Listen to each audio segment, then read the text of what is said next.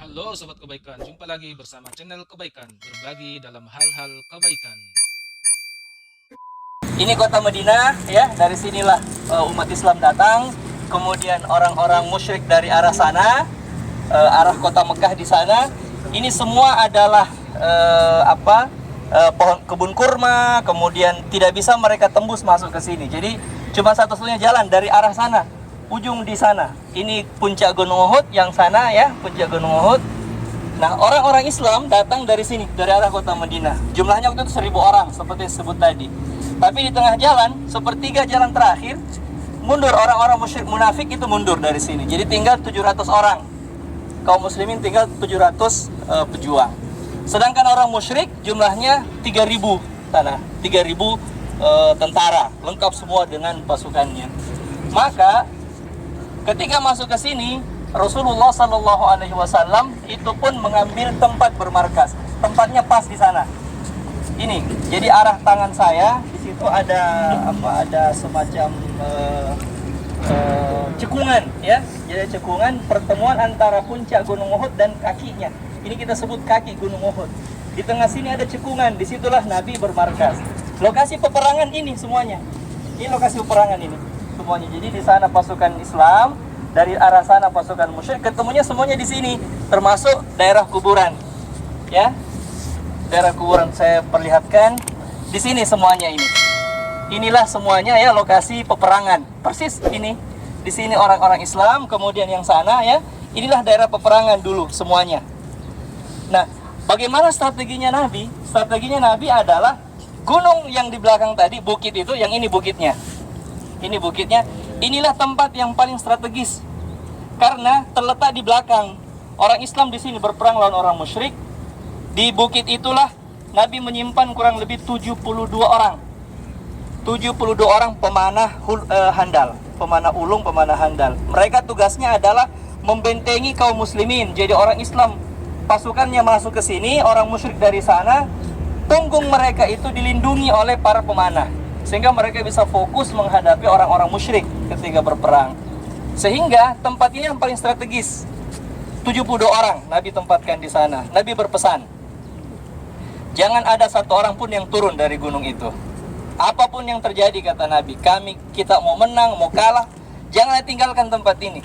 Bahkan seandainya, kata Nabi, kita sudah mati jadi bangkai dan burung-burung bangkai itu datang mengambil dan mencabik-cabik, jangan ada yang turun. Itu pesannya Nabi. Maka terjadilah peperangan itu. Orang-orang musyrik datang dan berperang di sini. Ternyata kaum muslimin betul-betul fokus dan menang. Menang karena adanya pasukan itu juga. Jadi mereka dari belakang memanah dan terus akhirnya mereka menang. Orang-orang musyrik mundur. Ketika mereka sudah merasa kalah, itu mereka mundur pulang ke sana, ya, ke arah di tempat mereka datang. Jadi kembali ke sana. Ternyata mereka juga menyiapkan strategi. Ada kurang lebih 20-30 orang pasukan berkuda yang sangat handal. Memang pasukan khusus 20-30 orang dipimpin oleh Khalid bin Walid. Nih, Khalid bin Walid radhiyallahu anhu, waktu itu belum masuk Islam. Tahun ketiga Hijriah belum masuk Islam waktu itu. Membawa pasukan khusus. Inilah yang ditugaskan untuk mengincar tempat ini. Gunung yang sana tadi itu, bukit itu ya. Pesannya adalah kalau mereka berhasil menguasai bukit tersebut, mereka pasti menang. Kuncinya di sini, di gunung ini, di bukit ini. Siapa yang kuasai maka pasti menang, karena itulah yang paling strategis di tempat ini. Maka orang-orang Islam setelah merasa orang musyrik sudah pada pulang, mereka kalau istilahnya berpesta di sini. Orang Islam kumpul harta rampasan perang dan sebagainya. Mereka sudah merasa menang, sudah bertakbir ya di wilayah daerah sini. Ketika melihat orang-orang di bawah sudah kumpul harta, rampasan perang, umat Islam yang di atas, pasukan yang kecil itu 72 orang itu juga mau turun. Mereka bilang perang sudah selesai, tidak lagi yang kita bisa bikin di sini. Pimpinannya namanya Abdullah bin Jubair radhiyallahu anhu, itu berpesan, jangan ada yang turun. Nabi sudah bilang jangan ada yang turun, tapi dipaksa oleh pasukannya, kita tidak lagi yang kita kerjakan. Orang di bawah sudah pada kumpul harta, kita tidak mau ketinggalan. Hartanya itu betul-betul pengaruhnya sangat besar. Akhirnya mereka berbeda pendapat. 62 orang turun, hanya 10 yang tinggal termasuk pimpinannya. tinggal 10. Khalid bin Walid melihat kesempatan itu. Inilah kesempatan yang paling baik. Maka dia berputar. Berputar dari arah sini terus sampai ke belakang. Jadi arah sini itu dia berputar terus ke belakang sampai membunuh yang 10 orang tersisa di atas. Membunuh 10 orang yang tersisa. Dia berhasil menguasai bersama pasukannya bukit tersebut. Dan bisa kita bayangkan ketika mereka menguasai bukit, orang-orang Islam di bawah sudah tidak merasa ada perang, lagi kumpul harta, tiba-tiba mereka diserang dengan panah, diserang dengan tombak, diserang dengan berbagai macam senjata, kocar kacir, tidak tahu mau kemana, karena mereka sudah tidak siap lagi untuk perang. Ternyata mereka diserang. Ada yang pulang ke Madinah arah sana, mereka ada yang pulang ke Madinah. Nabi bertahan di sini. Nabi bertahan bersama dengan sedikit pasukan yang mengelilingi beliau. Orang-orang musyrik sudah menunggu waktu itu. Mereka bilang Khalid berhasil kuasai, mereka kembali lagi, datang lagi dari sini dan kembali berperang. Pada saat itulah Nabi terluka. Ya, Nabi dikelilingi oleh pasukan khusus. Ada seorang musyrik namanya Ibnu Qam'ah. Ibnu Qam'ah ini badannya besar. Badannya tidak mampu dipikul oleh kudanya. Kudanya kuda besar, tapi badannya lebih besar daripada itu. Dia sudah persiapkan pedang yang memang dia petarung. Dia sudah lihat Nabi incar dari jauh dan dia hanya menyasar Nabi. Dia lihat dari jauh sampai dengan pasukan kudanya yang kencang itu dia hantam kepala Nabi. Hantam pas di ubun-ubunnya Nabi. Nabi waktu itu pakai helm baja, ya, helm baja. Sampai ujung helm itulah yang menancap masuk ke pipi Nabi, masuk ke dalam geraham Nabi. Ya, jadi terluka. Nabi jatuh, dia berteriak, saya sudah berhasil membunuh Muhammad. Orang-orang musyrik bersorak. Orang-orang Islam yang masih kocar kacir itu malah pada heran, pada bingung. Oh, Nabi sudah mati. Nah, ketika berita tersebar Nabi sudah mati, justru ucapan itu membuat orang Islam solid lagi. Mereka bilang, kalau Nabi sudah mati, tidak ada gunanya kita hidup. Ayo kita mati sama-sama sama Nabi. Maka mereka kembali lagi. Mereka yang dari Madinah pun datang lagi ke sini dan menghantam lagi. Akhirnya pada mundur. Orang musyrik mundur, orang Islam juga mundur. Nabi ternyata masih hidup. Nabi memang jatuh di lubang waktu itu karena pukulannya begitu kuat.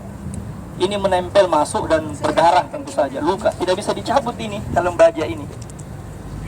Ada seorang sahabat namanya Talha bin Ubaidullah yang mau mencabut helm ini, tidak mampu. Maka dia cabut baik giginya. Dia gigit, dia mau cabut. Bukan helm yang tercabut, malah giginya rontok. 2 di atas, 2 di bawah. Cadel jadinya.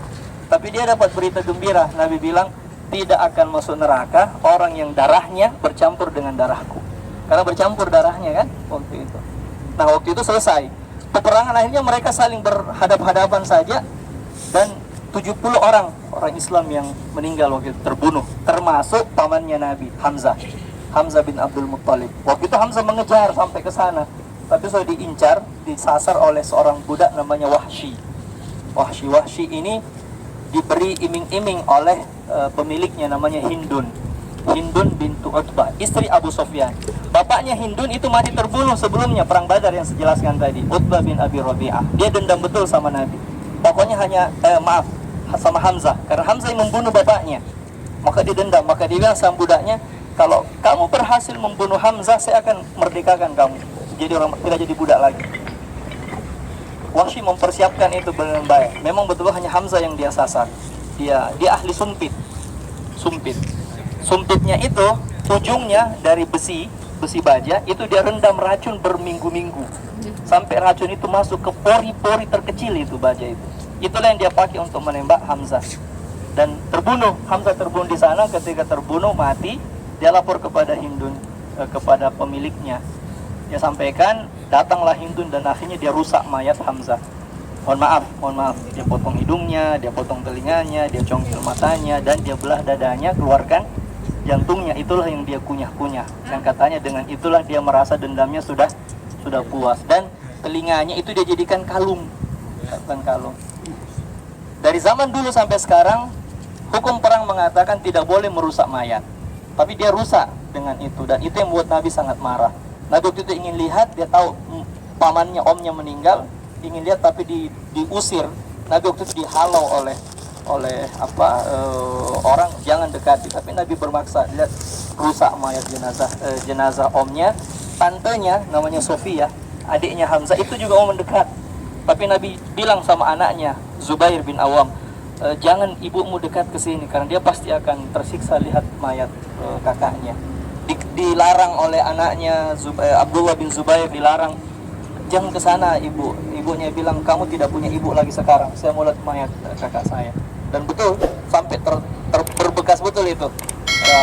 Omnya begitu, dan Nabi sampai Wahsy masuk Islam. Wahsy habis itu masuk Islam. Tapi ketika masuk, Nabi bilang sama Wahsy, saya tidak mau lihat mukamu di sini. Karena beliau berbekas betul itu, omnya dibunuh kayak begitu. Nabi bilang, saya tidak mau lihat mukamu di sini. Baru sudah jadi Islam. Hanya Wahsy pergi, tinggalkan Madinah, tidak tinggal di sini. Ini peristiwa perang Uhud, ibu bapak sekalian. 70 orang umat Islam meninggal, para sahabat lebih banyak dari penduduk kota Madinah. Semuanya dikubur di sini.